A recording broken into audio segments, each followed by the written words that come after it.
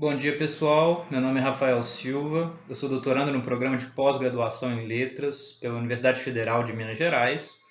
E dando continuidade ao nosso curso sobre fundamentos de literatura grega, eu proponho aqui hoje algumas reflexões sobre a poesia mélica a partir das obras de Alckmin e Anacreonte.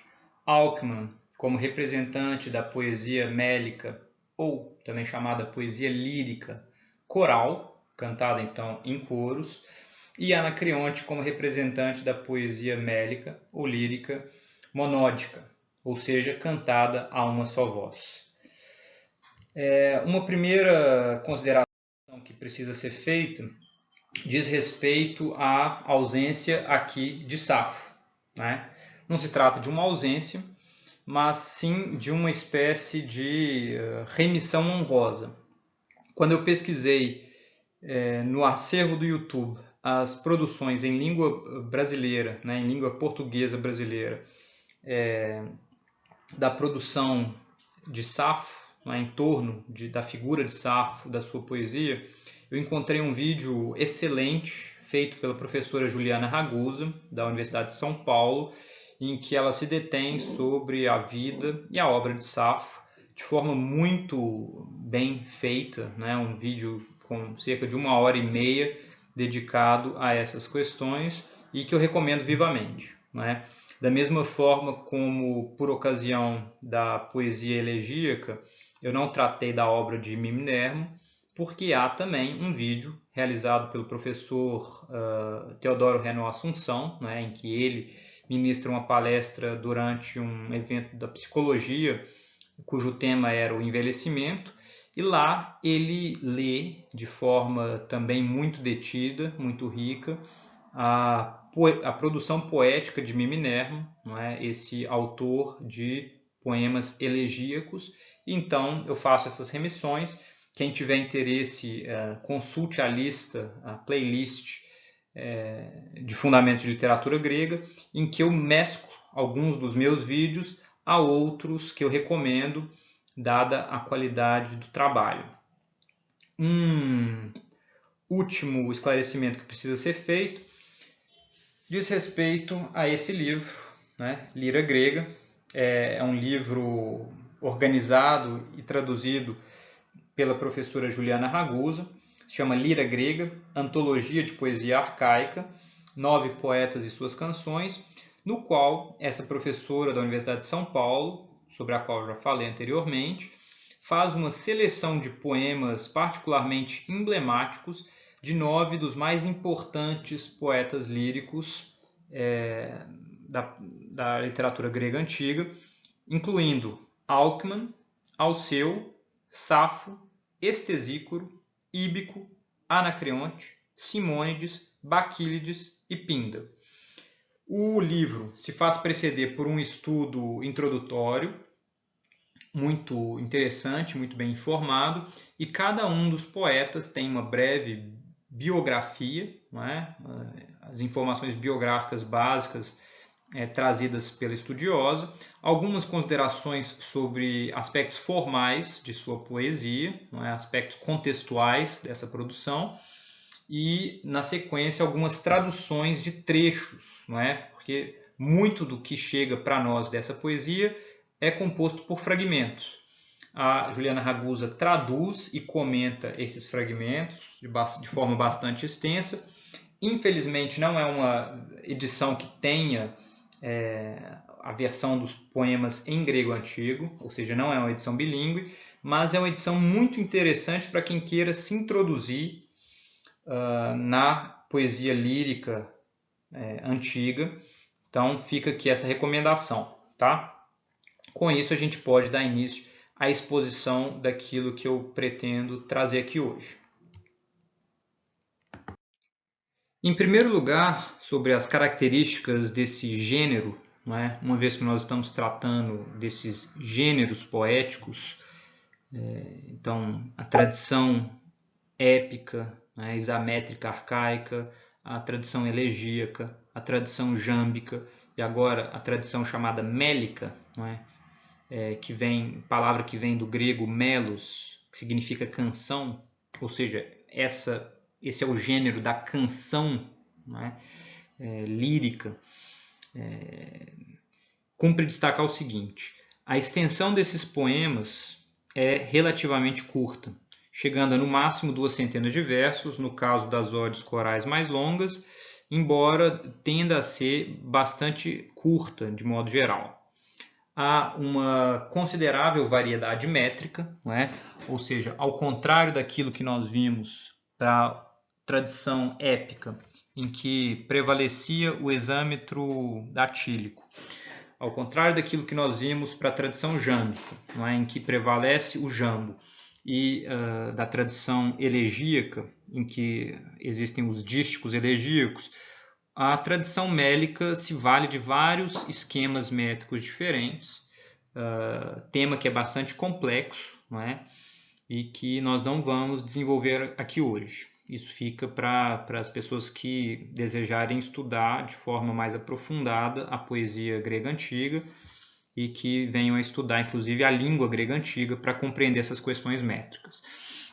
Em todo caso, prevalece um tom reflexivo ou pessoal, mais do que narrativo, tal como nós já falamos também para a tradição iâmbica e para a tradição elegíaca, uma vez que há uma predominância da primeira pessoa do discurso, né, que de alguma forma, então, reflete sobre si mesma, reflete sobre a sua situação no mundo, sobre a sua sociedade, traz inclusive considerações que nós chamaríamos de caráter pessoal, embora a gente vá ver que é preciso ter cuidado com essa noção, né? Porque não se trata de confessionalismo, né? Não se trata de alguém que se abre ali, não é? Que traz ali reflexões de caráter de cunho pessoal, não é? Nesse sentido, prevalece então a expressividade como função da linguagem, tá? Ou seja, expressão de sentimentos, expressão de impressões, expressões, enfim, as mais diversas, normalmente vinculadas a essa primeira pessoa do discurso, seja ela no singular ou no plural. E as ocasiões de performance em que esse gênero poético era mais executado oralmente, né? Cumpre destacar que as produções do período arcaico eram, enfim, basicamente todas executadas oralmente, não é, cantadas perante um público. Para o caso da mélica, da poesia mélica, as ocasiões de performance preferenciais eram um banquete, não é, o simpósio, e eventualmente festividades cívico-religiosas, tal como nós vimos para a poesia jâmbica e para a poesia elegíaca também. Antes de continuar falando de características desse gênero, cumpre destacar uma questão relativa ao nome que lhe é dado, porque as poesias de poetas como Alceu, Safo, Alckmin chegam para nós algumas vezes com o nome de poesia lírica. Esse é um nome posterior ao período de produção desses poetas, que foi cunhado por volta do século III a.C. na Biblioteca de Alexandria, para se referir à produção desses poetas, que normalmente se fazia acompanhar pela lira, pelo som do instrumento musical que era a lira. Contudo, o nome mais corrente hoje em dia e o mais correto é o de poesia mélica, fazendo menção, fazendo referência àquilo que eu já disse anteriormente, né, a palavra melos, que significa canção. Então é a poesia da canção, né? E nesse sentido cumpre desfazer algumas concepções atuais errôneas sobre a noção de lírica aplicada aos gregos antigos. Um primeiro ponto é que apenas uma parte desses poemas tinha de fato um acompanhamento da lira, enquanto alguns se faziam, na verdade, acompanhar ao som do aulos, não é? Aquele instrumento de sopro duplo que nós já vimos anteriormente representado em cerâmica, e que é mais próximo em termos de som do oboé do que da flauta. É por isso que eu evito traduzir a palavra aulos por flauta, porque não é uma flauta. O som é mais agudo do que o da flauta. Um segundo ponto é o conteúdo desses poemas líricos, aí entendido líricos entre aspas, tende a trazer temas pessoais, eróticos e até no limite confessionais. Alguns poemas de Safo, por exemplo, que a gente vê a confissão, amorosa da persona poética perante a pessoa amada, ou perante a imaginação da pessoa amada, como é o caso do fragmento 31, famoso. Mas muitos podem abordar também questões públicas e políticas. Não é? A poesia de Alceu, por exemplo, é predominantemente política. Outras também, né? Mesmo as poesias de Anacreonte, eventualmente podem conter lapsos, de temas políticos. E um último esclarecimento imprescindível é o de que, apesar desse tom pessoal e do emprego da primeira pessoa do discurso, é preciso levar em conta que a persona poética é uma imagem construída pela tradição e que se presta retoricamente à construção de certos topoi poéticos, não sendo aconselhável propor uma simples continuidade entre tal persona e a vida histórica do poeta empírico. Ou seja, a gente tem pelo menos 3 dimensões nisso, que é a imagem do poeta, não é? Quando lidamos com a poesia grega antiga. Tem a persona do poeta, construída, digamos, no interior do próprio poema. A gente tem a tradição biográfica, não é? Que vai, então, normalmente partir desses poemas e de algumas lendas em torno à figura do poeta, a fim de construir, então, uma determinada imagem de Safo, uma determinada imagem de Píndaro, uma determinada imagem de Anacreonte. E a gente tem ainda o que deve ter sido o poeta de uma perspectiva histórica, real, o poeta de carne e osso. Sobre esse, nós temos pouquíssimas, quiçá nenhuma informação, a não ser a própria obra. Então vejam, é preciso muito cuidado para não confundir a pessoa do poeta com a persona construída no âmbito de cada um de seus poemas, com o que é a tradição biográfica em torno dessas personas e em torno dessas pessoas. Não é? São 3 níveis diferentes que precisam ser mantidos assim, a fim de evitarmos confusões. Só para citar um exemplo tradicional do tipo de confusão que isso pode eventualmente provocar quando essas categorias são confundidas, é a leitura de Safo. A gente vê construída no interior dos seus poemas uma persona feminina que canta o amor a mulheres, isso é bem explícito. A gente tem uma tradição biográfica que é construída a partir dessa persona.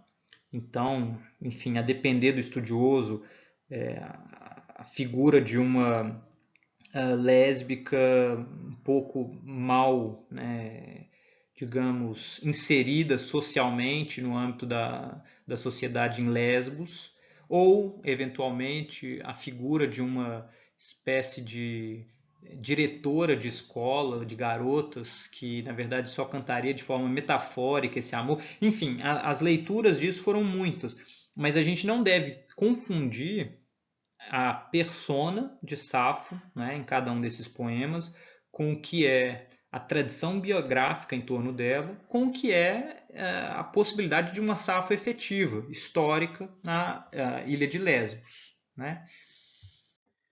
E é nesse sentido que a Juliana Ragusa, naquele livro que eu indiquei para vocês anteriormente, vai justamente tratar de uma falácia biográfica. Ela afirma o seguinte lá na página 15 desse livro. O problema crucial do biografismo antigo e moderno é que, tendo recriado as vidas dos poetas e seus mundos a partir dos poemas, essas recriações são usadas para a leitura dos próprios poemas, em circularidade viciosa, que toma a poesia como documentação histórica e não discurso esteticamente elaborado a partir da história, é certo, mas para além dela. Então vejam, há um curto-circuito, um ciclo vicioso na forma como as tradições biográficas se deixam alimentar pela produção poética, pela poesia que chega, e depois, de alguma forma, justificam determinadas interpretações dos próprios poemas a partir de traços biográficos, né? Então é preciso cuidado com essa questão. Com relação à datação e à importância dessa produção mélica, é preciso levar em consideração os seus meios de relação com a tradição épica. Já foi relativamente comum falar de uma idade da epopeia que teria sido substituída por uma idade da poesia lírica, que por sua vez teria sido substituída por uma idade da poesia dramática, né? Um esquema hegeliano tradicional em que há uma tese, se contrapõe uma antítese, levando a uma síntese, né? Então, há uma poesia mais objetiva, que seria a poesia épica, se contraporia uma poesia mais subjetiva, que seria a poesia lírica, levando a uma espécie de síntese entre objetividade e subjetividade que se daria no drama. Esse tipo de esquema foi muito criticado ao longo do século XX. No século XXI nós já somos herdeiros dos críticos desse tipo de proposição, uma vez que vale a pena dizer que a poesia mélica não substitui em nada a poesia épica. Elas coexistem. Inclusive, tal como eu tive a ocasião de mostrar para vocês quando falávamos dos gêneros, não é, poéticos no período arcaico, mostrar que na poesia homérica há menções a gêneros líricos. Né? A gente tem menções, por exemplo, aos threnoi, não é, aos cantos de lamentação. A gente tem menção lá aos peãs, que são hinos em homenagem aos deuses, sobretudo Apolo e Ártemis, e assim por diante.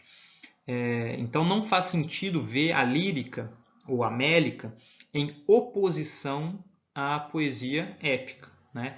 Elas são tradições poéticas que crescem concomitantemente, se alimentando mutuamente, né? A importância de Homero e, em certa medida, Hesíodo é tão grande que muito da produção mélica se dá a partir de topoi, se dá a partir de determinadas características formais tomadas de empréstimo da poesia épica.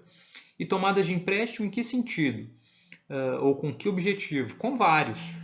Né? Com vários objetivos. A gente poderia ler poemas de Safo, por exemplo, em que ela de alguma forma se vale do linguajar homérico para reverter ou para transformar os valores aristocráticos masculinos que se encontram ali em evidência. Não é? Então, isso é importante se levar em conta. E é nesse sentido que a Paula da Cunha Correia, num livro já mencionado no vídeo anterior, diz o seguinte: os gêneros não são estáticos. O jambo, por exemplo, entre outras formas, deve ter perdido pouco a pouco seus elementos rituais. A dificuldade surge quando se procura um desenvolvimento nessas transformações. Um grande número de helenistas deste século e do passado concentrou seus esforços em mapear o desenrolar do pensamento e da cultura grega desde suas origens, isto é, Homero, até seu ponto mais alto, que, segundo a maioria, foi o período clássico, século V a.C., naquele esquema ao qual eu aludi agora há pouco. Não é? Então vejam aí a Paula da Cunha Correia, com a qual nós nos afinamos ao defender a coexistência de várias tradições poéticas, sem a ideia de um telos, né, de um fim que orientaria um desenvolvimento da produção poética grega, né, tal como foi comum na chamada escola de Snell-Frenkel, ambos alunos de Wilamowitz, não é? Que trabalhou muito nessa chave, digamos, biográfica, intencionalista, hegeliana, né? Bem, mas sobre isso eu não vou desenvolver muito aqui agora. E sobre as ocasiões de performance, nós já tivemos oportunidade de tratar, né, do banquete, a ocasião em que mais certamente boa parte dessa produção mélica era executada. Vocês vão ver que o tema do amor, por exemplo, mesmo do amor homoerótico, né, de teor homoafetivo, frequentemente cantada, então a gente imagina que o contexto em que isso se dava era justamente o daquelas bebedeiras durante a noite, em que jovens aristocratas se reuniam para discutir vários temas, cujas representações mais emblemáticas que nos chegam são justamente as obras de Platão e Xenofonte, que atendem pelo nome de Symposion, né? Banquete. A gente tem uma do Platão e uma do Xenofonte. E há ainda as festividades cívico-religiosas que consistiam em cultos sagrados, né, em certas épocas do ano, de modo geral ligadas ao calendário agrícola, a fim de homenagear, propiciar ou apaziguar determinadas divindades consideradas especialmente importantes para uma comunidade, fazendo isso por meio de procissões, sacrifícios, cantos e competições, tanto atléticas quanto poéticas. Nós vimos uma representação literária desse tipo de festival no hino homérico a Apolo, não é? Em que lá um festival acontece na ilha de Delos, em homenagem a Apolo Délio. É uma representação muito interessante. E, de certa forma, algo parecido com esse tipo de representação ainda na Odisseia, né? No trecho em que Demódoco canta na Ilha dos Feácios. A gente imagina que a poesia mélica coral era executada sobretudo nesse tipo de ocasião de performance, durante festivais cívico-religiosos. E com isso a gente entra aqui na poesia mélica coral, né? Ou seja, aquela que era executada em forma de canto por um coro.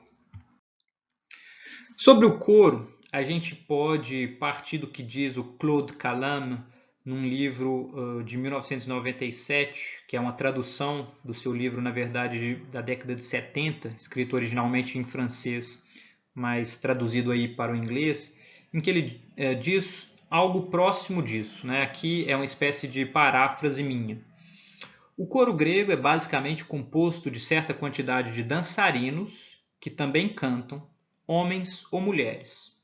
Aqui é um primeiro dado importante. O coro grego, ao contrário do nosso coro religioso, não apenas canta, mas também dança. Ou seja, há uma dimensão coral, mas há também uma dimensão coreográfica, podendo ser composto então por homens ou mulheres, estes que são então chamados de coreutas ou membros do coro, e também de um corego, responsável por dirigi-los, por conduzi-los. Esse corego pode ser homem ou mulher, embora mulheres não pudessem desempenhar a função de corego de um coro masculino. Ou seja, coros femininos podiam ser conduzidos por uma corego feminina ou por um corego masculino, enquanto os coros compostos por homens eram conduzidos estritamente por homens. Vale lembrar que a atividade coral no período arcaico fundamentava-se numa herança cultural da comunidade em que viviam seus participantes, não existindo ainda coros profissionalizados. Muitos são os detalhes passíveis de serem levados em conta por uma análise das performances corais gregas, como as especificidades dos membros do coro, quantos eles são, qual o sexo, qual a idade, qual a dimensão do caráter coletivo, o que eles representam ou quem eles representam, bem como a forma da organização coral e o papel do corego. Mas as atividades necessariamente executadas por todo o coro eram musicais, em suas dimensões tanto corais quanto coreográficas, compreendendo principalmente o canto, a dança e o acompanhamento instrumental que faziam parte da poesia lírica. Vejam então aí concentradas várias informações sobre o coro e as performances corais. Sobre isso eu queria fazer um esclarecimento rápido, dizendo que os coros eles tinham frequentemente uma função ritual na Grécia Antiga. É por isso que, por exemplo, o sexo ou a idade dos membros do coro eram elementos fundamentais para que esse coro pudesse ser compreendido na sua dimensão ritual. Eu vou dar um exemplo. Determinados ritos de passagem eram executados, por exemplo, por jovens mulheres virgens, né? Elas então poderiam lá participar de um coro em homenagem a Atena ou um coro em homenagem a Ártemis, né? E a gente sabe de festivais históricos que aconteceram na cidade de Atenas em homenagem a essas divindades e que eram compostos por essas jovens virgens. Mesma coisa a gente pode imaginar para coros compostos por jovens homens passando da idade da infância, não é, da adolescência para a idade adulta. Então, a participação nessas performances musicais desempenhando a função de rito de passagem, ou desempenhando, digamos, fazendo às vezes de um dos momentos no âmbito de um rito de passagem. E assim por diante, né? Existiam coros compostos por crianças, coros compostos por adultos. Tem uma passagem super interessante das leis, né? Que é um diálogo de Platão, um diálogo de maturidade, e infelizmente deixado sem finalizar, em que ele fala inclusive de coros de velhos, né? Que seriam os únicos a quem seria dada a permissão, né? No âmbito das reflexões ali das leis, de executarem coros em homenagem a Dioniso, não é? Com consumo de vinho, enfim, alguma embriaguez e tal. Mas vejam, é importante não perder de vista essa dimensão do coro enquanto um possível elemento de ritos, né, de rituais. Com isso, entramos na figura poética sobre a qual nós vamos nos debruçar como representante da poesia mélica coral, que é o Alcman. Provavelmente nascido em Esparta por volta do século VII a.C. Tal como diz aí a Ragusa na citação que eu trago do livro dela, para nós, Alcman é ainda o primeiro poeta de um subgênero mélico que lhe deu renome, o partênio, canção entoada por um coro de Parthenoi, meninas virgens, para performance em festivais públicos cívico-religiosos. E são de Partênios os fragmentos mais extensos do poeta, ainda que reduzidos seguramente a apenas 2 textos. Também se acha em seu corpus a poesia amorosa, que todavia pode ter sido monódica na performance e, portanto, simposiástica, ou pode ter pertencido a canções corais perdidas, inclusive a Partênios.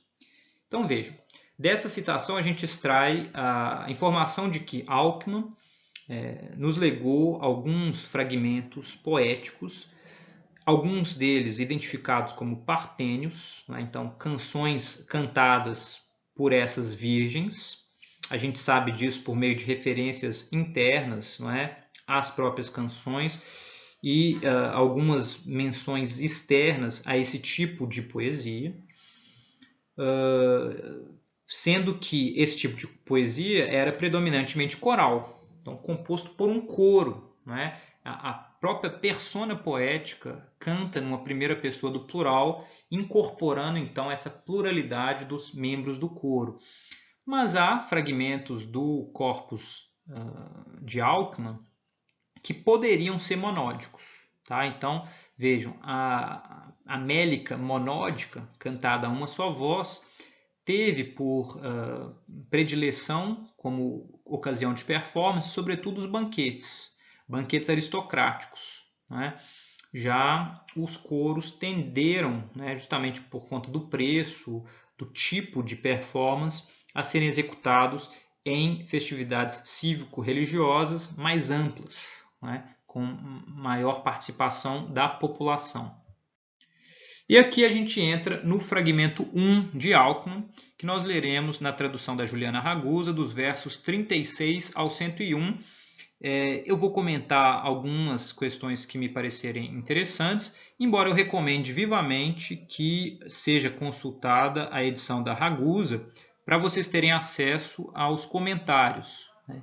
Quem tiver interesse em aprofundar essa temática pode eventualmente ler muitos outros comentadores, muitos outros estudos, porque essa exposição aqui vai ser extremamente breve. Lá pelo verso 36, então, nós temos o que a persona poética começa a dizer, né? A cantar. Há uma vingança dos deuses.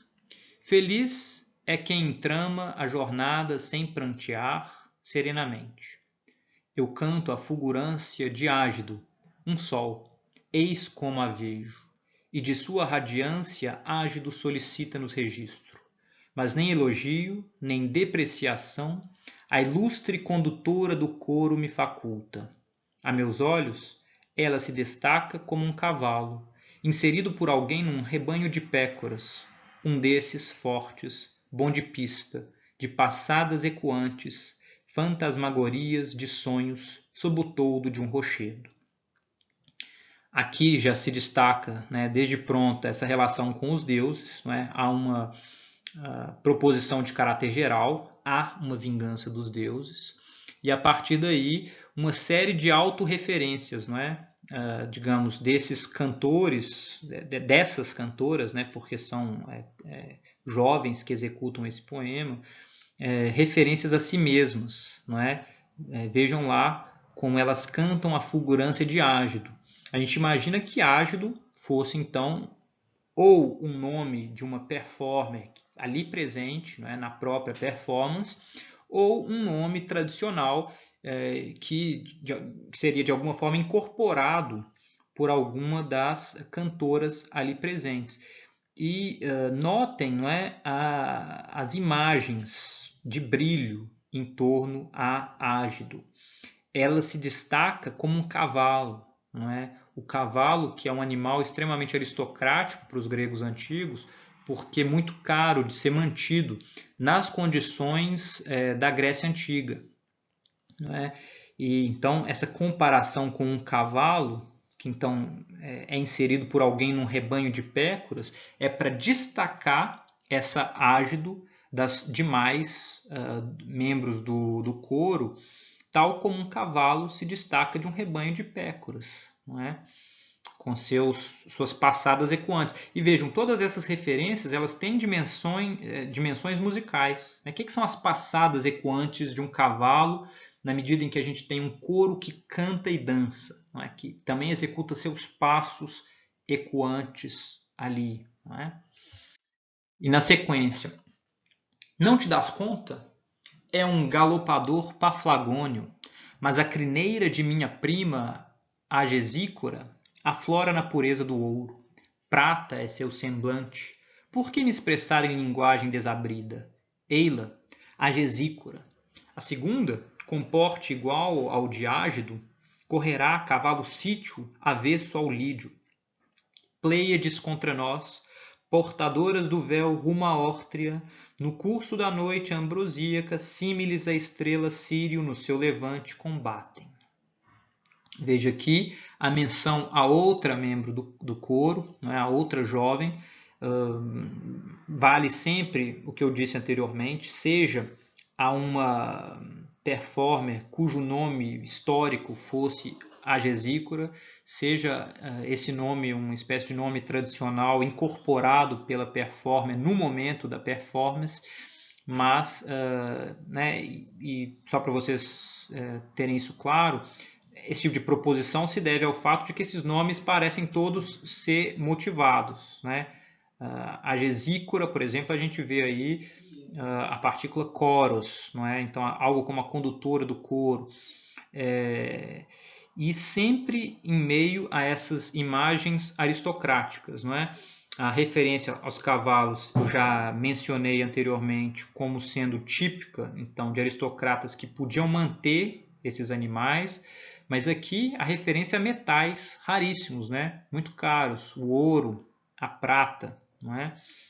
Uma referência a essa membro do coro que é evocado, né, esse coro, como de alguma forma competindo com um outro coro, não é?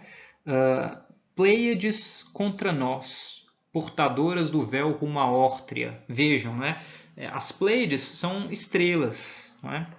Então há uma espécie de comparação dessa atuação coral com a atuação de estrelas no céu. né? Uma imagem extremamente bonita e poética.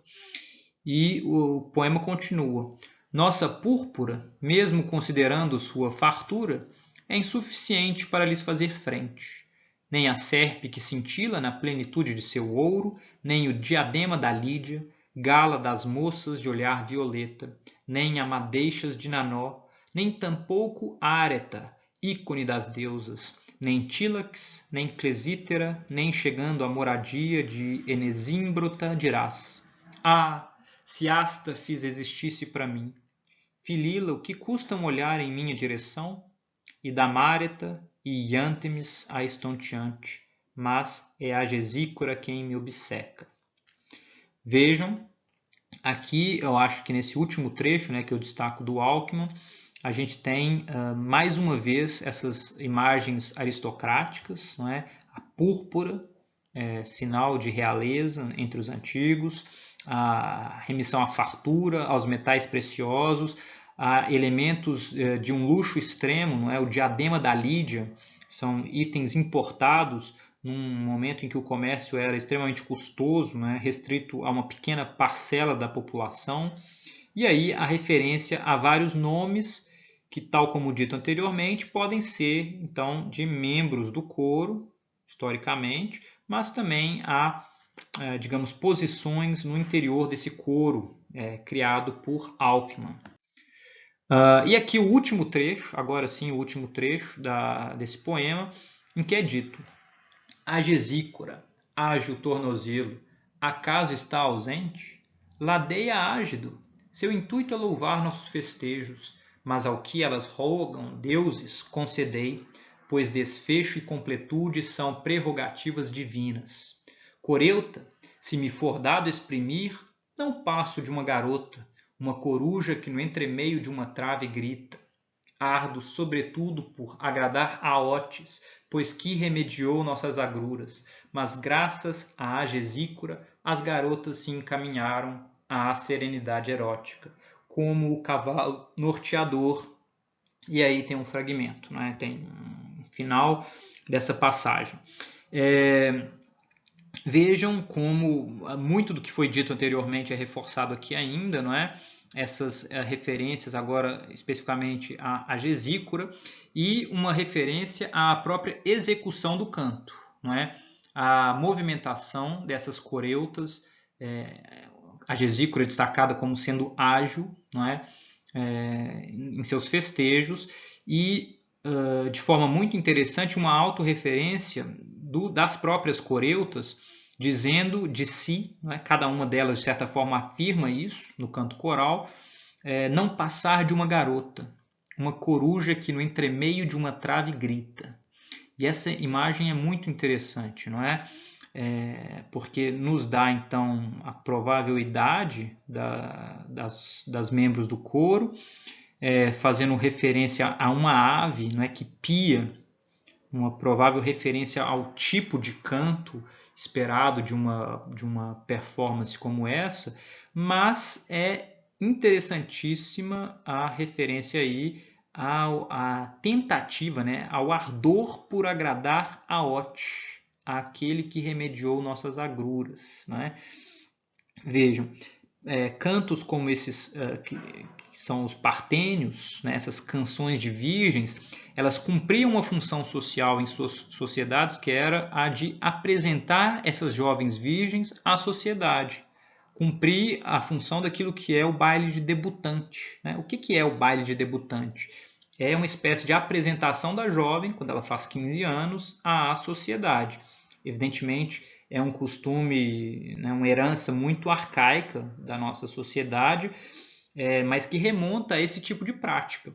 Obviamente, se trata de uma prática que nós poderíamos, com justiça, chamar de androcêntrica, né? A ideia, então, de exposição das jovens, uma vez chegadas à maturidade sexual, para serem, então, desposadas pelos jovens ainda livres, né? Ainda solteiros daquela sociedade, mas em nada constatar isso diminui a beleza de um poema como esse. Inclusive, de uma perspectiva histórica, esse tipo de poema serve como testemunho, né? Serve como documento de práticas sociais que têm, de alguma forma, sobrevivência, permanência até a nossa sociedade. Então, inclusive, né, é possível ler esse material de uma perspectiva crítica para, de alguma forma, denunciar práticas que persistem até os dias de hoje.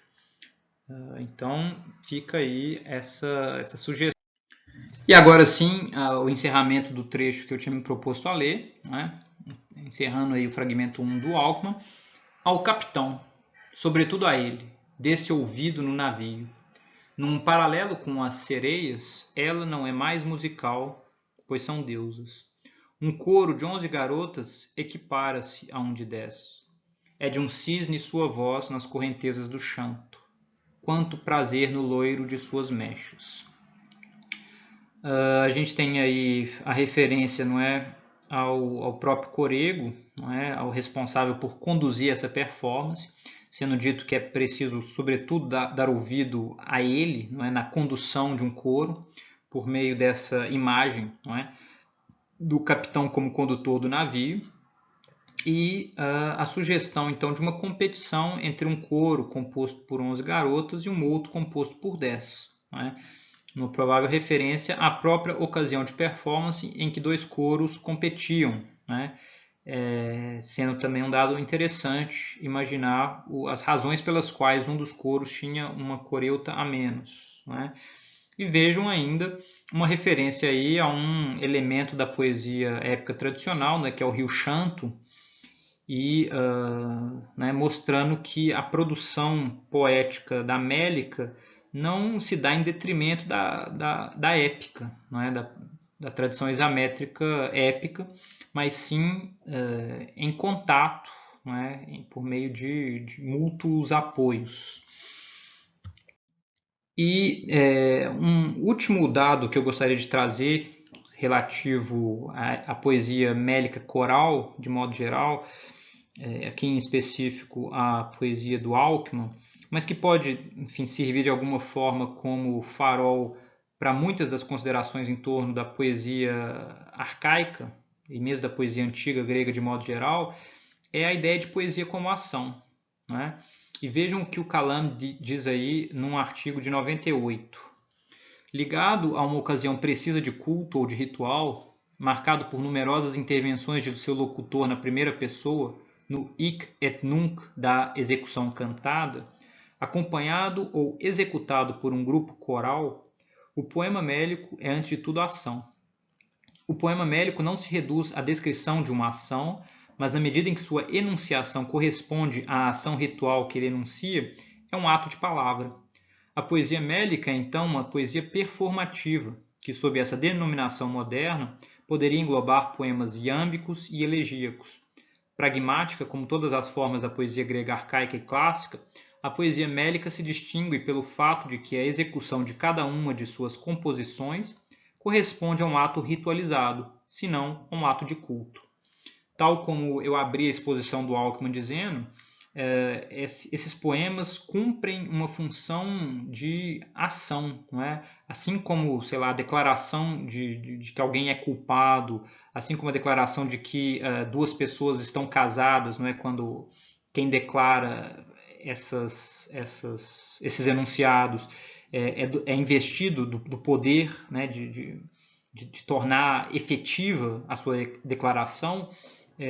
Assim devem ser encarados esses poemas, não é? Eles são performances que, de alguma forma, executam aquilo que eles narram, aquilo de que eles tratam, aquilo que eles exprimem, não é? Isso, sem dúvida, é muito válido para os partênios, mas também para outros tipos de canção coral, como aquelas executadas sob liderança de Píndaro, não é?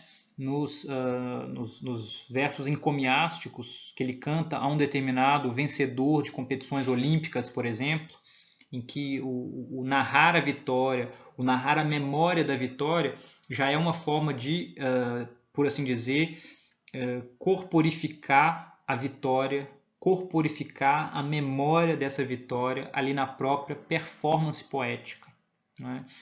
Então isso eu acho que é um dado interessante de se trazer em consideração quando falamos da poesia antiga, não é?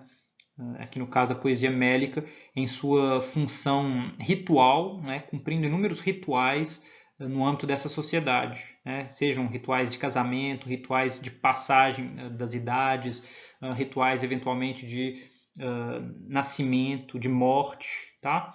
Todos eles celebrados com poesias mélicas de subgêneros específicos e então muito efetivos e participantes, né, na vida dessas pessoas na antiguidade.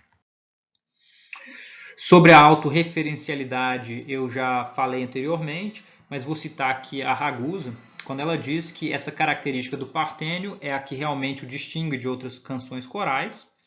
A natureza do coro que o entoa, coro de virgens, parthenoi, não é exclusiva a esse tipo de canção, mas não encontramos, senão nos partênios, a ênfase nas coreutas que executam a performance. ênfase esta que as torna matéria do próprio canto. Seus nomes, reais ou motivados, são proclamados e não são míticos. Sua beleza e habilidade para cantar e dançar são descritas e louvadas como centrais à feminilidade e atratividade, ou desejabilidade das coreutas, o status dela estabelecido e reiteradamente lembrado à audiência, nas referências dos versos a elas como parthenoi ou jovens, e aqui, obviamente, jovens da aristocracia, não é? Como aquelas várias referências a metais caros, a cavalos, bem indica. Com essas considerações, encerramos as ideias em torno à poesia mélica coral e entramos aqui na poesia mélica monódica, cujo representante escolhido por nós é Anacreonte.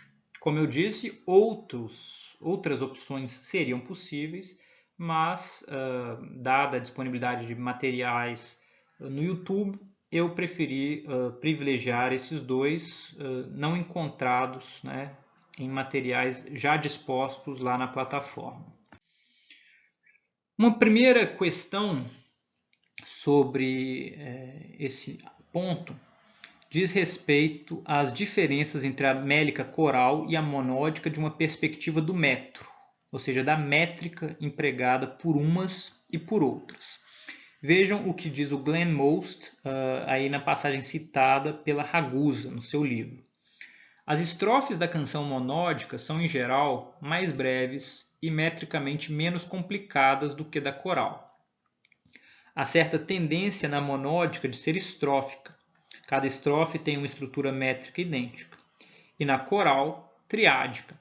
O metro da primeira estrofe é repetido tal e qual na antístrofe imediatamente subsequente, após a qual há um epodo de padrão métrico diverso, essa trinca sendo repetida certo número de vezes. Mas nenhuma regra rígida e precipitada pode ser fixada para as duas modalidades. De um lado, a lírica, isto é, a mélica, coral, era ocasionalmente estrófica. De outro, certa poesia em forma triádica foi mais provavelmente monódica na performance. Então vejam, o Glenn Most fala de tendências gerais, mas essas tendências nem sempre deveriam ter sido seguidas. Então a gente encontra, sim, poemas mélicos em forma coral que não são triádicos, assim como a gente encontra alguns triádicos. A gente encontra poemas mélicos cantados a uma só voz que eram, sobretudo, estróficos, né? Então, com a repetição da mesma estrofe ao longo do poema inteiro, como em algumas odes de Safo, né? Como em algumas odes do próprio Anacreonte. Mas, eventualmente, a gente pode encontrar também poemas mélicos monódicos executados de forma triádica. Tá? Eu só quis trazer esse trecho para apresentar algumas dessas questões mais complexas da formalidade, né, dos formalismos, digamos, da forma da poesia mélica a título introdutório, para que se saiba então o que significa forma estrófica, o que significa forma triádica, como uma primeira introdução. Outras diferenças entre a mélica coral e a mélica monódica dizem respeito ao próprio conteúdo. E aqui é a Ragusa quem vai nos dizer o seguinte: se atentarmos ao conteúdo, Eis as distinções que podem ser pensadas sempre de modo flexível. A Mélica monódica abarca grande variedade de temas e de tratamentos. Tais temas estão prevalentemente ancorados na contemporaneidade, articulados de algum modo ao cotidiano da vida na polis, a eventos de um passado recente e a situações próprias da experiência humana, e são colocados em direta relação com a voz poética, geralmente em primeira pessoa do singular, a persona, que nas canções, e de resto na poesia grega antiga como um todo, sempre se endereça a alguém, um tu ou vós. A Mélica coral, por outro lado, é menos variada na temática e em seus tratamentos. Nela se sobressaem o tom de celebração, o largo uso da narrativa mítica e a autorreferencialidade à performance em execução pelo coro, o que explica a importância da deixis nessa modalidade. Ou seja, a matéria da canção coral se constrói sobre 3 alicerces: o passado mítico, a ocasião de performance e a atuação do coro. Essa citação é muito rica, não é? Porque ao contrapor a Mélica monódica à Mélica coral, ela traz informações preciosas sobre cada uma dessas formas de poesia cantada. A Mélica monódica tende, não é, a trabalhar com essa primeira pessoa, normalmente do singular, então construindo uma persona poética, em tom mais expressivo, reflexivo. Não é? É o que muitas vezes foi lido em chave biográfica. Já a Mélica coral, como nós vimos anteriormente, tende a representar coletividades, corpos sociais. Então, as virgens, os velhos, os jovens entrando em idade adulta e assim por diante. Né? E vejam, a Mélica coral trabalha com essas coletividades apoiada num passado mítico. Né? As referências míticas são muito importantes, com autorreferências à própria ocasião de performance e, portanto, também referências ao coro, né? a essa coletividade. Esses elementos nem sempre estão presentes, ou muitas vezes não estão presentes, na poesia cantada a uma só voz, né? Em que prevalece essa relação de uma primeira pessoa com uma segunda, não é? Com um tu ou com um vós. Antes da gente passar para os próprios poemas de Anacreonte, cumpre destacar ainda a função política que muitas vezes essas poesias cumpriam. Né? E aqui eu destaco um trecho da Constituição dos Atenienses, atribuída a Aristóteles ou a um de seus discípulos, em que ele diz o seguinte: Hiparco e Hípias, né, eram 2 tiranos de Atenas, filhos de Pisístrato, assenhorearam-se dos negócios por causa de sua reputação e de sua idade. Hípias, por ser o mais velho e com dons naturais de estadista e homem sensato, estava à frente do governo. Hiparco era folgazão, dado a amores e cultor das artes. Foi ele quem mandou buscar Anacreonte e Simônides, além de outros poetas. Esse é um tema muito interessante da relação entre os tiranos, as tiranias no período arcaico e a poesia, né? E os poetas que passam então a cantar por uma dada remuneração em cortes de nobres, né? Em cortes de governantes de determinadas regiões. A gente detecta isso com Pítaco, não é? A gente detecta isso com outros tiranos. O próprio Pisístrato, não é? Parece ter mantido relações com poetas com fins que hoje a gente poderia chamar de ideológicos. Né? Então, a poesia servindo a propósitos políticos. Aqui, nessa passagem, Aristóteles parece fazer uma distinção entre aquele filho que seria o mais político, né, o mais sério, e aquele que seria mais brincalhão, mais dado então às diversões da poesia. Mas hoje os estudiosos não trabalham com essas dicotomias nessa chave, na verdade, interpretando o apoio que muitos desses tiranos tiveram, né, em poetas e mesmo ofereceram a poetas, em suas implicações políticas, inclusive. Eu não vou desenvolver isso, mas em vídeos da playlist há um tratamento, né, por parte do professor Donald Kagan, da questão das tiranias, em que ele trata do apoio ideológico que esses tiranos encontram na produção poética, não é? E há ainda as chamadas relações pederásticas, né, no âmbito desses poemas, que sugerem relações sociais, o estreitamento de relações sociais no âmbito do simpósio. Vejam aí esse fragmento do Anacreonte, o fragmento 356A da edição de Campbell, em que ele diz: "Vem e traz até nós, ó jovem, uma jarra, a fim de que um longo gole eu beba, servindo 10 medidas de água e 5 de vinho, para que sem insolência de novo eu baqueie como uma baçara." Então vejam, uma relação entre a primeira pessoa, não é? A persona anacreôntica, e uma segunda pessoa, que é a de um jovem, no pedido de um vinho, né, de que seja renovada a dose de vinho, mas a partir de certa medida, né, porque são 10 medidas de água, 5 de vinho, então a diluição do vinho, numa forma tradicional grega antiga de consumo do vinho com alguma moderação, né, evitando a embriaguez excessiva, inclusive aí com a sugestão de que essa embriaguez deva acontecer sem insolência, não é? E o próprio gesto da baçara, não é? Dessa bacante, por assim dizer, que é o de jogar a cabeça para trás em seus movimentos estáticos em homenagem a Dioniso, encontraria nesse poema uma remissão em alusão ao próprio gesto, né, de beber o vinho por parte de um simposiasta, né, dentro de um banquete, apoiado em um cotovelo, usando o outro para segurar a copa e verter esse líquido, né, o vinho, em sua boca enquanto movimenta a cabeça para trás. Vejam então como esses poemas cantados a uma só voz, eles também são muito ricos de referências à própria situação de performance, né, em que eles devem ter acontecido. Um poema cantado durante um banquete em meio ao consumo de vinho, em que adultos e jovens convivem ali com certa liberdade, não é? No âmbito de relações pederásticas, tal como nós vimos, anteriormente, no que diz respeito aos detalhes desse tipo de relação muito codificada, não é, na sociedade grega antiga. E vejam, não é, essa atmosfera toda de vinho, Dioniso e amor. Não é? Vejam aí um trecho de Ateneu, esse autor que eu já citei também anteriormente, e que traz muitas referências, não é? Muitas menções aos poetas do período arcaico, e que ele diz aí, não é?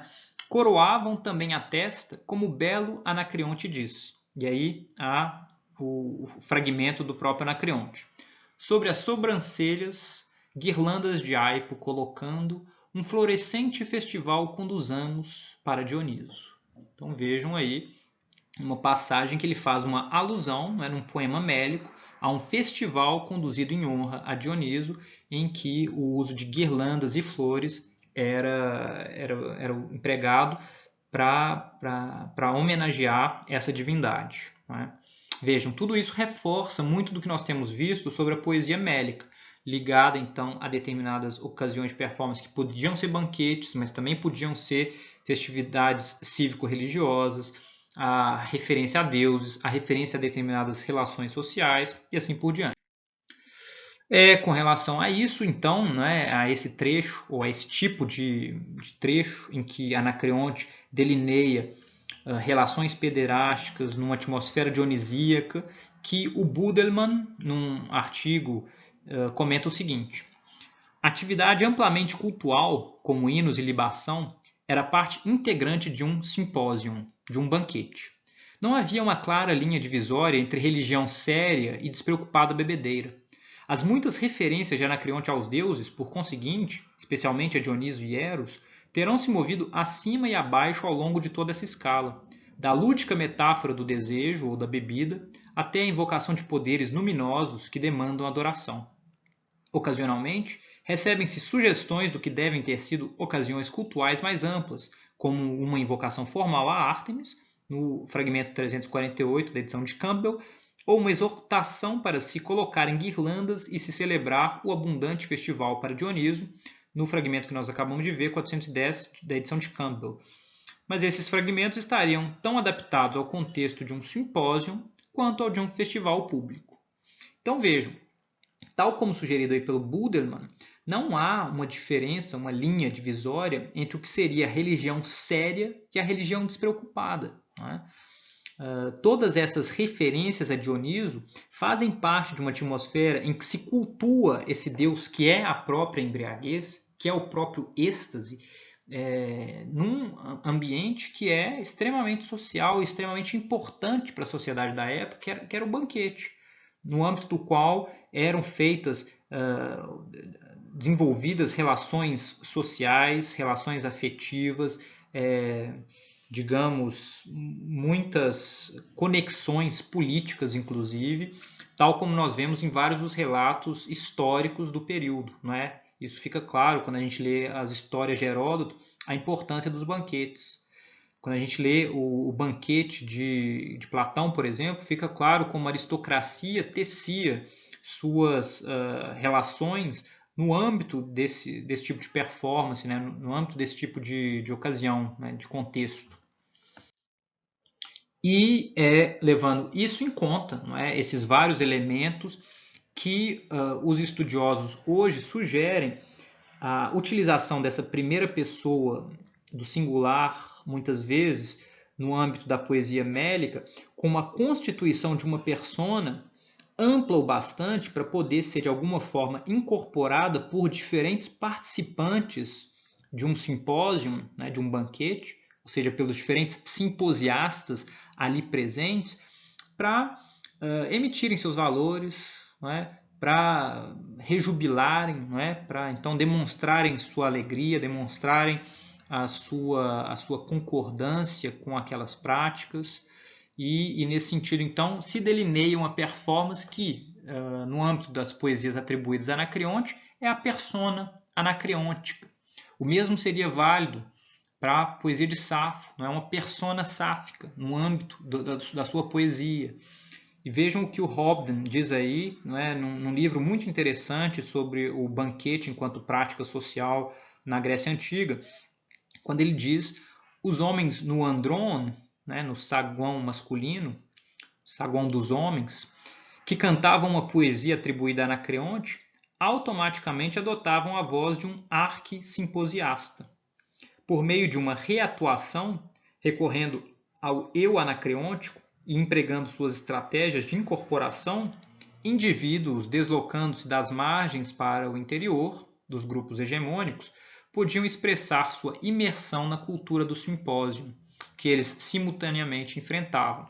Então vejam, o que o Hobden está tratando aí é de um fenômeno de mudança social gradual em que esses simpósios passavam a ser executados também por membros de uma aristocracia menor, no limite mesmo não aristocratas. Não é? Então, essa persona poética de poemas típicos de simpósio, ela era flexível bastante para se adaptar a outros contextos, mas trazendo os valores desses aristocratas, trazendo esses valores tradicionais que eram de alguma forma então incorporados por aqueles que pretendiam fazer parte, não é, dessa classe, ascenderem socialmente.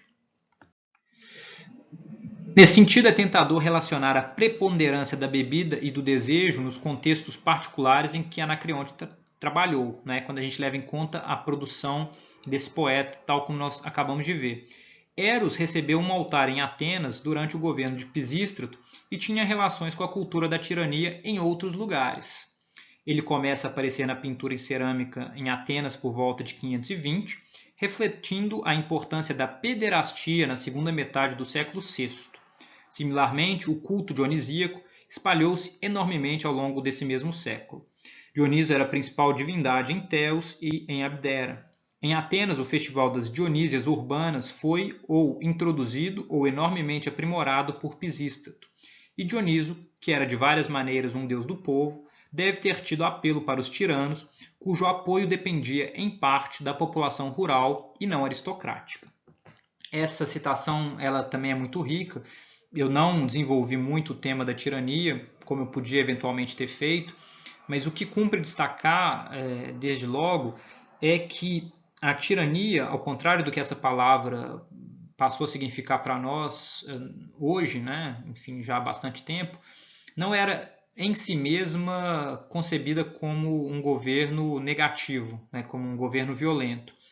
A palavra tirania fazia referência ao mero fato de que alguém tinha chegado ao governo por vias não tradicionais, né? Se as vias tradicionais fossem, por exemplo, a sucessão, né, uma monarquia, é como se alguém tivesse contornado essa sucessão e chegado ao poder de forma, então, ilegítima, não é? Ou seja, não de acordo com o que era esperado por essa sociedade tradicionalmente. E é nesse sentido que muitos tiranos, na verdade, chegam ao poder com apoio popular, não é? Eles, contrariando os propósitos de um grupo restrito de aristocratas, se apoiam na população e conseguem, por meio dela, fazer pressão para chegar ao governo de fato. E, nesse sentido, muitos precisaram de instrumentos não tradicionais para fazer valer seus ideais junto a essa população. Dentre esses instrumentos se encontram, por exemplo, a poesia, tal como nós vimos, mas se encontram também outras manifestações que hoje nós consideramos culturais ou artísticas, como a arquitetura, por exemplo, não é? Como o teatro, como o drama, e assim por diante. Manifestações em que, apoiando-se em deuses, não é, populares, como é o caso de Dioniso, como é o caso de Eros, eles então conseguiam fortalecer suas relações com as camadas populares, das quais eles tinham necessidade para se firmar, se fixar em suas funções de governo. Então vejam, é um panorama bastante, digamos, complexo dessa sociedade na passagem do período arcaico para o período clássico, mas que ajuda a compreender as relações entre arte e política para esse período, mas ainda entre arte e política para outros períodos, né? Porque essas manifestações elas não se dão de forma, né, separada, como manifestações estanques. Elas têm profundas relações. E é com essas considerações que a gente chega ao fim da apresentação de hoje. Eu ainda estou considerando a possibilidade de, depois de trazer uma aula expositiva sobre a Atenas clássica de modo geral, bem introdutória, ainda propor algumas reflexões sobre poetas dessa tradição mélica, que seriam então Simônides e Píndaro, não é? Para trazer um panorama um pouco mais complexo, um pouco mais amplo dessa manifestação poética, sobretudo a partir da inflexão que ela ganha no período clássico, né? Porque aqui nós vimos poetas mélicos do período arcaico em suas diferentes relações com a política da época, e isso a gente poderia desenvolver a partir desses outros poetas do período clássico, que mantém ainda suas conexões com tiranias, ainda que, não é, em Atenas já houvesse uma democracia e com ela também poetas, esses mesmos poetas, Simônides e Píndaro, também mantiveram relações comerciais, inclusive, muito importantes, não é? Foram pagos para fazer determinados poemas por encomenda.